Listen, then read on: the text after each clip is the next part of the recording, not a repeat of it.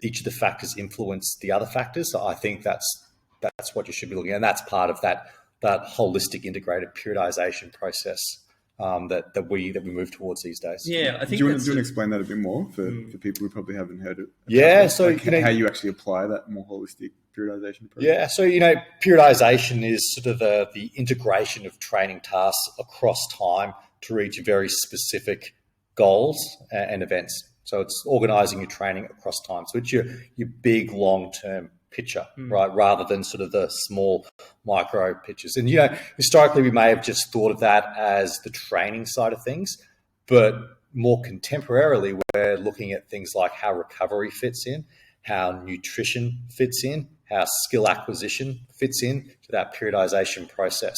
So how those factors change across time and how those factors interact with our other more familiar physical type factors over time. So that's what we mean by integrated periodization.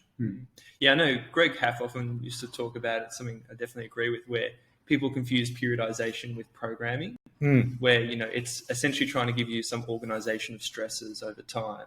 It's not going to tell you that in 12 weeks you're going to do these particular sessions because, well, the reality is you don't know where that person's going to be. Yeah, that's right. In terms of their physical capacity at that point in time, therefore what's necessary to focus on. And it gives you a framework to construct what the plan will look like, and the plan can be somewhat dynamic. There are some fundamental principles which will always hold true, sequencing from one to the other and any sort of interference effect, and the interaction between stimulus fatigue and adaptation and all of that stuff that you'll be considering. But it is dynamic. I think the take-home point is contemporarily, we're really looking at bringing in these other factors like recovery and skill acquisition and nutrition and even, maybe rehabilitation components into the whole process. How do you think that sort of fits in with some of the concepts and discussions around things like autoregulation?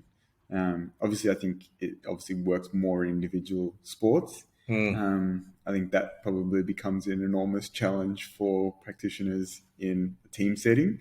But do you think that there's a role for that kind of approach to allow that more integrated periodization planning? Yeah, so in auto-regulation, and it's probably important to clarify what we're talking about here too, because it could mean a number of different things. Agree. So it might be a case of, of determining what your capacity is at that moment in time, right? And then based upon your capacity at that instant in time, you make a decision on what's going to happen. So it depends on how far you swing your decision. So, for example, VBT is a really good way of what people might call auto-regulatory, but really it's just sort of measuring your strength at that instant in time as opposed to basing your decisions off the strength test you did 6 weeks ago, right? Assuming that that's going to be always accurate, that you can base a percentage off a 1RM test. Yeah, so then there's a lot of variability. You might be able to do 5 reps at 80%. You might be able to do 8 reps at 80%. That's a variation of probably 80% variance there. You see that massive variability in aerobic trained athletes versus so that's your workhorse and Maseratis, right? So that's one thing.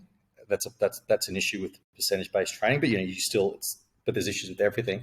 Then there's maybe they just came off the pitch and the coach made them do 30% more work or 100% more work than you banked on, and as a result they're acutely fatigued, right? So that 70% on the bar now probably actually represents more like 85, 90% on the bar, which isn't what you had planned. So the way you can address that amongst RPE, which is probably going to be a really good way to go too, is you look at the velocity of the bar, and if it's moving slower than you planned, then you've got to take off weight so it moves at velocity. So that's kind of the one way of interpreting water regulation, and I think that's actually a pretty sensible approach because you're working within their strength of the day.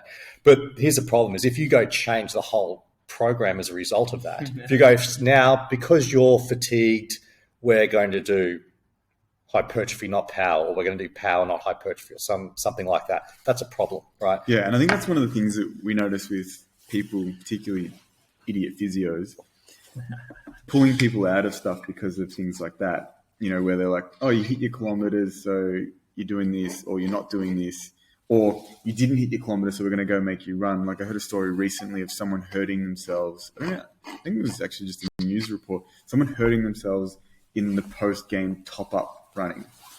And I was like, that's the dumbest fucking thing I've ever heard. Hurting someone in the post-game top-up is fucking stupid, if you ask me, right? And you might disagree with me. That's good if you do. But to me, the reason that I think... Why do you think it's so stupid? What's your motivation as a player who sat on the bench the whole game to do more running? Particularly if it's a night game, which I think it was. Zero, yeah. Well, the motivation would be to keep your job. Well, depends. Yeah. As you know, most of the entitled professional players these days don't think about that. They just think about themselves. So there's a balance with that. But you actually have to think about the discussion with that player of like, when do we put this in? If